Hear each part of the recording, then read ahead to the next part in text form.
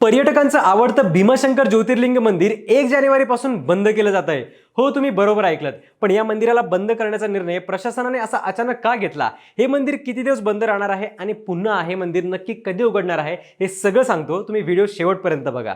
1 जानेवारी 2026 पासून सुप्रसिद्ध भीमाशंकर मंदिर दर्शनासाठी बंद ठेवण्याचा निर्णय प्रशासनाने घेतलाय. मात्र हा निर्णय कुठल्याही धार्मिक कार्यासाठी घेतला नसून मंदिराचं नवीनीकरण आणि डागडुजी करण्यासाठी घेतला आहे. 1 जानेवारीपासून मंदिराचं रेनोव्हेशन सुरू केलं जाणार आहे. हे काम मंदिराच्या आवारात केलं जाणार असल्यामुळे भक्तांना इथे दर्शन घेता येणार नाही. या काळात मंदिराची सुरक्षा व्यवस्था अजून सुधारित केली जाणार आहे. नवीन साधनं आणली जाणार आहेत. दान, धनराशी आणि व्यवस्थापनाशी संबंधित कामं सुद्धा पूर्ण केली जाणार आहेत. सुरक्षा व्यवस्थेत एआयच्या वापराने चालणारी सिस्टीम बसवली जाणार आहे. ही सगळी कामं करताना भक्तांना किंवा कामगारांना कुठलाही अडथळा निर्माण होऊ नये म्हणून मंदिर 3 महिने बंद ठेवलं जाणार आहे. मार्च 2026 मध्ये भीमाशंकरचं हे मंदिर दर्शनासाठी पुन्हा सुरू होणार आहे. यावर तुमची प्रतिक्रिया काय आहे हे आम्हाला कमेंट्समध्ये नक्की सांगा आणि अशाच माहितीपूर्ण कंटेंटसाठी लगाव बत्तीला आत्ताच फॉलो करा.